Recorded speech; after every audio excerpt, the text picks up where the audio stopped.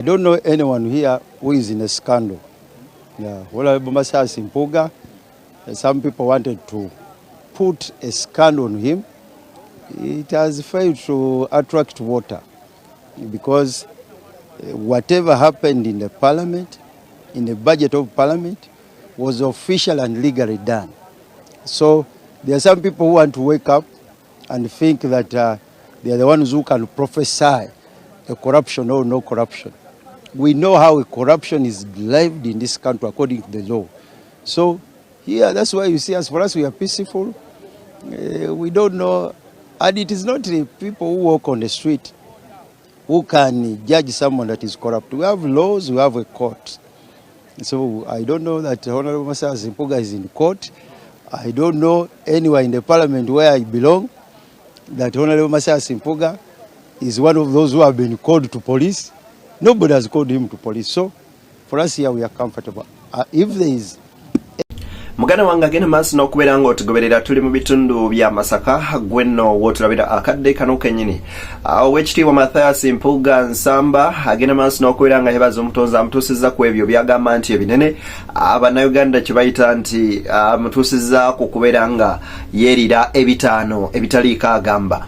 Ezo n'ensonga endala nnyingi. Kaakati nno omubaka wa Kabonera amanyikiddwa nga Dr. Abedi Bwanika avuddeyo nno n'ategeeza nga nti Mathias Mpuuga Nsamba bingi byagenze maaso n'okubeera nga akolera eggwanga lino eno naddala mu kisaawe ky'ebyobufuzi era nti asanye okugenda maaso n'okubeera nga obaolyawo yeebazibwa.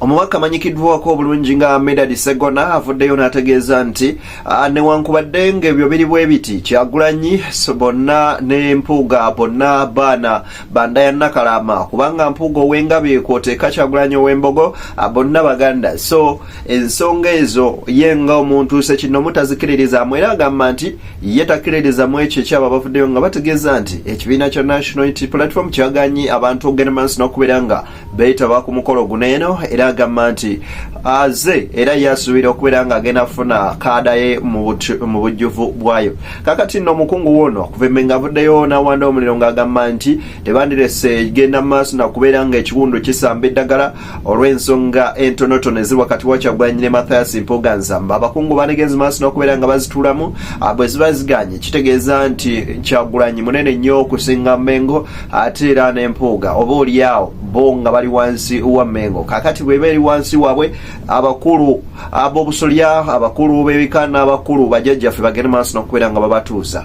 Ensonga nnyingi zenkuleetedde wabula nkusaba busabikakkana ogende maaso n'okubeera nga ozirabirako. Vidiyo eno gimpereka like, subscribe nga gwe atanaba twegattako. Awo wansi mu comment section ntaddewo link ya channel yaffe gy'ogenda ogenda maaso subscribingako kubanga wano abayaaye batuzoganya era ssaawa yonna tuyinza ogenda maaso n'okubeera nga tuvaawo. So ogenda maaso n'okubeera nga osubscribinga ku Beyond the Newsroom mu bracket mulimu BTN Media eyo nno bagita Beyond the Newsroom 2 genda maaso n'okubeera nga naye ekwasaganya ensonga zaffe butereevu nnyo nnyini ddala. Weebale kanzikiriza nkutegeeza nti Sheikh Ashraf Demme musomi w'eddwa gwe tulina agenda ogenda maaso n'okubeera nga akuyamba ebizibu eby'enjawulo mukubeereko okusoma esemi 11 ku screen ajagenda maaso n'okubeera nga akolako bulungi nnyo nnyini ddala. Ate era bwagala olanga naffe esimu yaffe esemi 11 ku screen weeri genda maaso n'okubeera nga otikubirako. Kakati nzikiriza tugende olwaleero tulina ekizibu ffena kye tutunuulidde wano.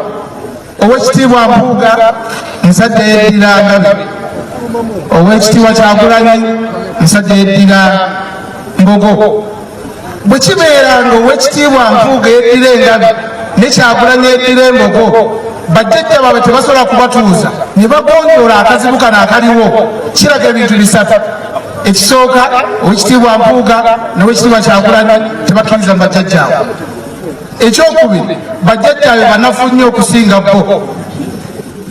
Bwe babanga Oweekitiibwa Mpuuga n'Oweekitiibwa Kyagulanyi bakatoliki ng'obukatoliki tebusobola kubatuuza kugonjera akazibu kano, kitegeeza nti Oweekitiibwa Mpuuga ne Kyagulanyi tebakkiriza bukatoliki oba b'amaanyi nnyo okusinga obukatoliki oba obukatoliki bunafu nnyo. Bwe kibanga Oweekitiibwa Mpuuga Muganda nga n'Oweekitiibwa Kyagulanyi Muganda ng'Obuganda tebusobola kubatuuza ne bamalawo nsonga eno, kitegeeza tebakkiriza mu Buganda oba kitegeeza nti Oweekitiibwa Mpuuga ne Kyagulanyi b'amaanyi nnyo okusinga Buganda. Bwe tuba tetusobola tugonjola akazibu kano naye nga tutunulira ebizibu ebinene eggwanga byerigenda okugendamu ne tunaabikwata tutya. Njagala okusaba bannayuganda mmwe mujje omuzannyo mu ggwanga lyaffe. Eggwanga lyaffe ligenda kutuuka nga lirina ekizibu nga bannaddiini tebalina makulu, ab'emmengo tebalina makulu, abakulembeze tebalina makulu. Tuve mu ggwanga nga Nuupu teriiwo, NRM teriiwo, FDC teriiwo. Saba tujje omuzannyo mu ggwanga lyaffe. Saba tuzimbe ebintu ebikulu ebinyweza eggwanga lyaffe. Olw'okubanga yeddira Ngabi, kubanga mutabani wa Vincent Nsamba, tetuzze kwebaza kubanga muzzukulu wa Kisekwa oba nti muzzukulu wa Muyise nti ava ewa Kalanda eddimu nti oba ava Buwanda. Tuzze kumwebalizaako kubanga bataka tulina ensonga yaffe etegeerekeka.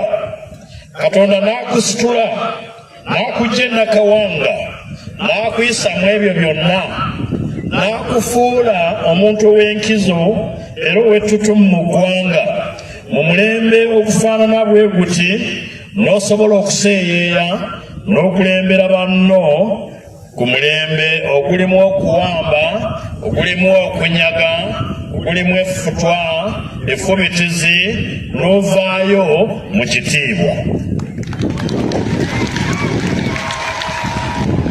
Omuyimbi Pastor Bugembe yayimba n'agamba nti Mukama natandika bulungi, nyamba malirize bulungi. Natandika naawe, nyamba malirize naawe. Ebisoomoza bibaddewo era bibadde bingi ddala mu bulamu bw'Oweekitiibwa Mpuuga. Nga tuli balenzi bato, twakyalira omusajja omu omukulu n'amubuuza nti kozi gwe kitawe wasomera wa? Wavaayo takizzeemu. N'agamba Mukama wange, singa gwe wasomera gye nasomera wandibadde Luka yange oyo Kyagonja. Ne tuseka nnyo, naye nga nkuze nayongera okwefumiitiriza ku makulu g'ekigambo ekyo. Bayibuli etuyigiriza nti Mukama si nze naye ggwe, abadde Katonda we, n'olwekyo tubadde tusaanidde okwebaza. Namanya era nasinkana Oweekitiibwa Mpuuga nga kiro tezinnawera.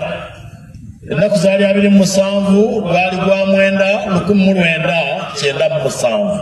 Obudde bwali buzibiridde. Abavubuka abankobazambogo balina enkola ey'okwaniriza bannaabwe ababa bayingidde mu ttendekero ekkulu ery'e Makerere bwe bebaaniriza mwe mwalinze. Oluvannyuma nasuumusibwa okubeera ssentebe wa Nkobazambogo mu Yunivasite y'e Makerere. Oweekitiibwa Mpuuga n'asuumusibwa okubeera omukiise waffe mu lukiiko olukulu olwa Buganda. Nga tannaba kufuulibwa minisita wa Kabaka ow'ensonga z'abavubuka, mu kiseera ekyo temwali mu kwesanyusaamu na kwewummuza. Oweekitiibwa ndowooza kaakati Ssaalongo Sserwanga minisitule yagenda ogifunanga nsava erimu okwewummuza n'okwesanyusa. Mpuuga n'akulembera naye n'akuŋŋaanya abavubuka ba Buganda bangi okuva mu misoso gya Buganda ne Uganda. Era abalenzi be yalera abamu kati baminisita ba Kabaka, abamu bammemba ba lukiiko, abalala bammemba ba paalamenti. Olw'embeera abamu tebasobodde kubeera wano.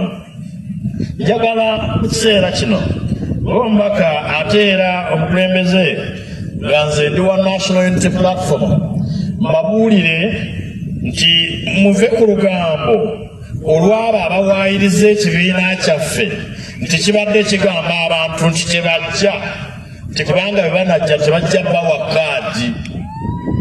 Nze tebakiŋŋambye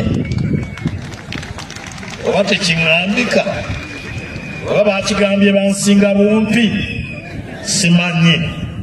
Bwe kiba nga kituufu kya bukuusa era kya bwewussa omuntu okugamba nti tojja kuyimirira na mukwano gwo mu biseera eby'okwebaza nga weekwasa tebajja kumpa kaadi. There must be life beyond ticketing. Wateekwa okubaayo obulamu oluvannyuma lw'ebyo bye tutwala ng'ebikulu ate nga si bikulu. Kale nno bwe kiba nga kibaddeyo, nze neebaza abatankubidde essimu kuŋŋamba nti nno sijja kubanga tebajja kumpa kaadi. Neesunga era nkola nnyo kaadi yange okugifuna n'ogisigaza kubanga nsaanidde. Waliwo ebigambo ebyawandiikibwa abatusinga okumanya nga bagamba nti baba philosophers. Marcus Aurelius Cicero yagamba, gratitude is not only the greatest of virtues but the parent of all. Okusiima si kye kisinga obusinze ebirala eby'amakulu naye ye nnakazadde waabyo. Mu ngeri eyo tuyimirira wano okukkiriza nga twatula era nga tusiima obuweereza bwa muganda waffe, okufuba kwe, amagezi n'okwewaayo eri obuweereza eri omwana w'omuntu n'ensi yaffe bye tukkiriza ffe abamu nti bibadde ensonga nnene mu kukyusa ebyobufuzi by'eggwanga lino. Ebyo bye tukkererezaamu. Omuwandiisi omu yagamba nti mu mbeera y'ebyobuweereza n'obufuzi, the brightest stars shine brightest. Emunyenye zisinga okwaka era ze zisinga okwaka. N'agamba nti naye kino oli mukiviirako enge, obukyayi, oluusi n'obutakutegeera n'obutakwagala. Engero eza Sulemaani, olugero olw'13 olunyiriri olwokuna, mulimu ebigambo ebigamba bwe biti. Engero 13 olunyiriri olwokuna n'olwokutaano, nti emmeeme y'omugayaavu yeegomba n'eteba na kintu, naye emmeeme y'abanyiikivu eneegejjanga. Omuntu omutuukirivu akyawa obulimba, naye omuntu omubi mugwagwa era akwatibwa ensonyi. Ebyo ebigambo byawandiikibwa mu ngero za Sulemaani. Twebaza nnyo ekitiibwa Nsamba Mpuuga Mathias olw'okulafuubana ebbanga lyonna ng'akozesa amagezi n'okumanya Katonda bye yamuwa ebigaggawaza abamwagala era n'abo abamutya. Thomas Jefferson yagamba ebigambo bino nti honesty is the first chapter in the book of wisdom. Nti obwesimbu yesuula esooka mu kitabo ky'amagezi. Matiya atulaze nti ebyo bimuyambye nnyo okuvunduka amazzi n'ennyanja entabangufu ng'aweereza omuntu n'obumalirivu awamu n'okwewaayo.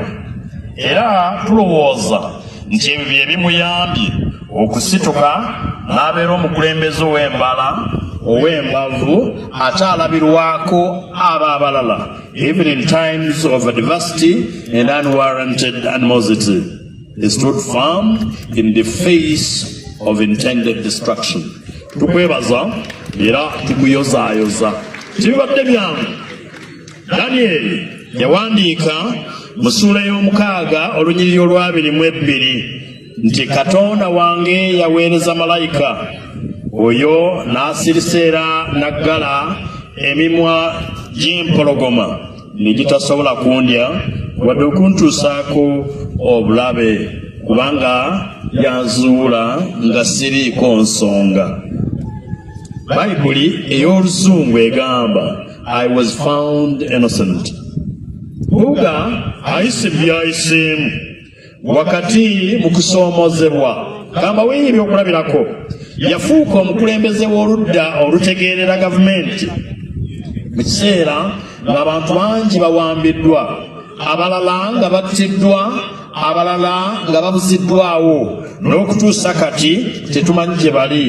Abaafa tusaba emyoyo gyabwe Katonda gye yagitwala agiramuze kisa. Abakyabuze tusaba ababi abaababuza babakomyewo, kubanga baabalanga bwemage tebaliiko nsonga. Tusaba Katonda Mpuuga aleke kugattibwa kwabo abalangibwa obwemage.